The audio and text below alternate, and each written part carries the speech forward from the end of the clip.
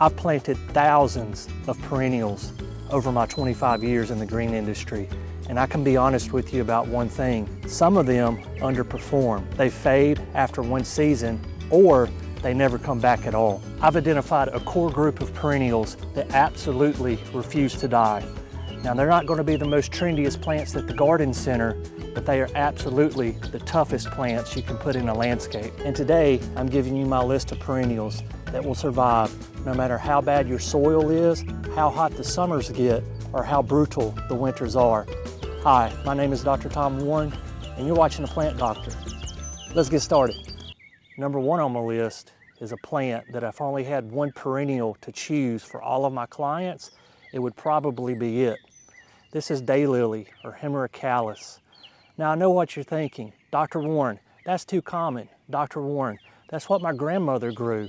And I understand that completely. However, your grandmother knew something that most modern gardeners have forgotten, that daylily is virtually indestructible.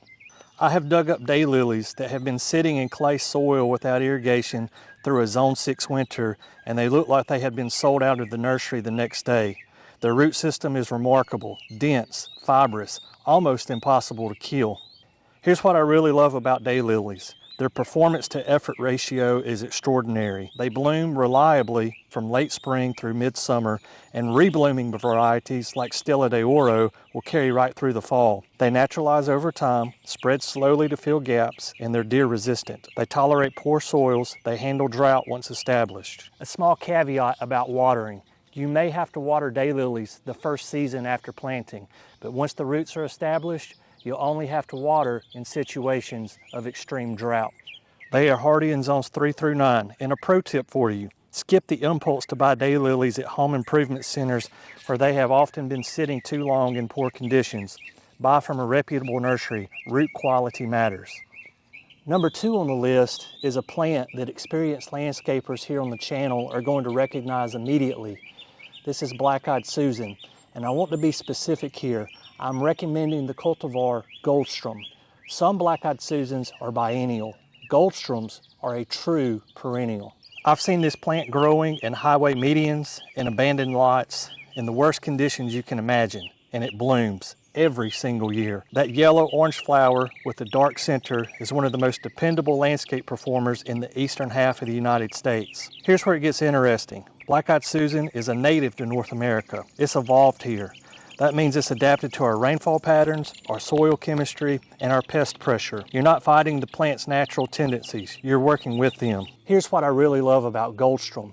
It blooms from midsummer into fall, and that is when most perennials are beginning to fade away. Black-Eyed Susan bridges the gap into fall when the landscape desperately needs color. I've had clients tell me this is the one plant that makes their August garden bearable. Number three on the list is sedum, and I want to be specific about the cultivar. This is Autumn Joy. When most perennials are beginning to fade, sedum Autumn Joy is starting to put on a show. Sedum is a study in patience and reward. Spring foliage comes up thick and succulent, almost architectural. Summer brings pink buds that build slowly and deliberately. And then, late August through September, it explodes into one of the finest fall blooming perennials in the industry.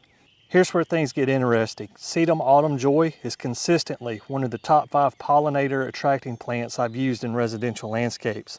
When it blooms in late summer, when most other plants are done, butterflies and bees absolutely cover it. I've had clients tell me they walk out in the morning just to watch the activity on their sedum patch. That's the kind of ecological connection to a landscape that you cannot buy anywhere. The toughness credentials are exceptional. This plant tolerates drought extremely well. It handles poor, rocky, sandy soils, and here's a critical point. Do not plant sedum in heavily amended moist beds. Too much fertility causes it to get leggy and flop over. Plant it lean, plant it in full sun, and let it be tough. A pro tip for you with sedum. Leave the seed heads up over the winter. It provides structure to the landscape, and also the birds will feed on them.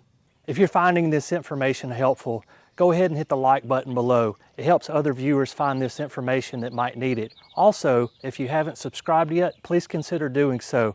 I put out a video once a week based on 25 years of real-world industry experience. Now let's get back into it. Number 4 on the list is one of my personal favorites. The fragrance, the foliage, the flowers are exceptional. This is lavender, but I need to be very specific with you. There's lots of varieties of lavender on the market, and which one you choose is important. I want to steer you specifically towards English lavender cultivars, Hidcote, Munstead, and Vera. Those are my top 3 picks that perform reliably. French lavender, Spanish lavender, they are beautiful in containers or in zone 9 and above, but if you're in zones 5, 6, and 7, those can be unreliable perennials at best. English lavender properly sited is bulletproof, and properly sited is the critical phrase. Here's what I hear constantly, and it is completely and entirely false, that lavender needs rich, moist, amended garden soil. Lavender comes from the rocky hillsides of the Mediterranean. It evolved in poor, alkaline, fast-draining soils. Give it those conditions and it'll thrive for 15 years or more. Give it rich, moist, amended soils and you're replacing it within 18 months. Here is what I really love about lavender, the fragrance. I've had clients tell me that they smell it every morning as they get in their car to go to work. That's the type of emotional connection to a landscape that you cannot put a price tag on. Number 5 on the list is purple coneflower, or Echinacea purpurea. And if this is a perennial you do not have in your landscape, I want you to change that this growing season. This is what I call a plant that earns its keep even when it's not flowering. The foliage is attractive. The plant form is upright and architectural. And when it blooms, mid-June through August, the flower show is outstanding. Here's an interesting fact about Echinacea. It is native to the North American prairies. It co-evolved with our birds, our butterflies, and our bees.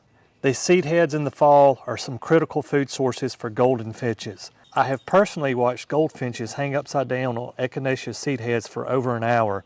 That level of ecological service cannot be replicated by any ornamental hybrid. From a toughness standpoint, Echinacea handles drought once established, tolerates clay soils better than most perennials, and will naturalize over time through self-seeding. I want to be honest with you about the modern hybrid varieties, the whites, the yellows, and the double flower types. They are beautiful. I understand the appeal, but if you want a bulletproof, long-term, stick with the standard purple species or Magnus, which is an award-winning cultivar with outstanding reliability. Number 6 on the list is Shasta daisy, and there's a reason this has been a staple in the perennial landscape for well over a century. The bold, clean, white flowers on a tall stem have a timeless cottage garden quality that works in virtually any landscape style. But more importantly, from a pure performance standpoint, Shasta daisy is an aggressive, resilient perennial that will fill a space beautifully with minimal care. The cultivar I recommend above all others is Becky. It grows 3 to 4 feet tall and blooms from June through August. It holds its flowers upright without staking, which is a problem with several Shasta daisy cultivars. Also, it divides easily, meaning over time, one plant becomes a colony, you can split them and spread them out in your landscape. Now, I want to be honest with you about Shasta daisy. It may not be as long-lived as some of the other perennials on the list. If you're in zone 5 or further north, you may see significant dieback 3, 4, 5 years down the road, especially if you have a hard winter. However, the fix can be simple. Divide every 2 to 3 years and replant the vigorous outer divisions. That resets its energy and keeps the performance sharp. It's a small maintenance task for exceptional return. Full sun to light shade, average soil types, deadhead spent flowers to extend the bloom season significantly, hardy in zones 4 through 9. Next is a plant that I want to address carefully because it's one of the most misused plants in the North American landscape. But when used properly, it is absolutely extraordinary. This is Russian sage. Let me be very precise here because this matters. Russian sage needs full sun and excellent drainage.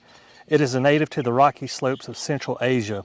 It evolved in conditions that most landscape plants would consider torture. Thin, alkaline, bone-dry soil. Give it those conditions and you get clouds of lavender blue flowers from July through September on silver white stems reaching 3 to 5 feet tall. It is one of the most dramatic statements in the perennial world. Here's where things get interesting with Russian sage. It is completely deer resistant. They find the aromatic foliage unappealing. I've planted this in very rural areas with high deer pressure and never once has a deer bothered it. I've had clients tell me that they would rather have Russian sage than lavender. Taller plant, same vibrant blue flowers, but perhaps tougher than lavender itself. Next on our list is a plant that I believe is criminally underutilized in the North American landscape. This is Gaillardia, also known as blanket flower.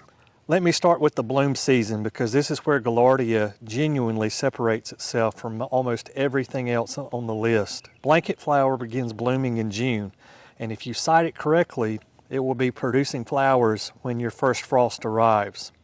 We are talking about 4 to 5 months of continuous color.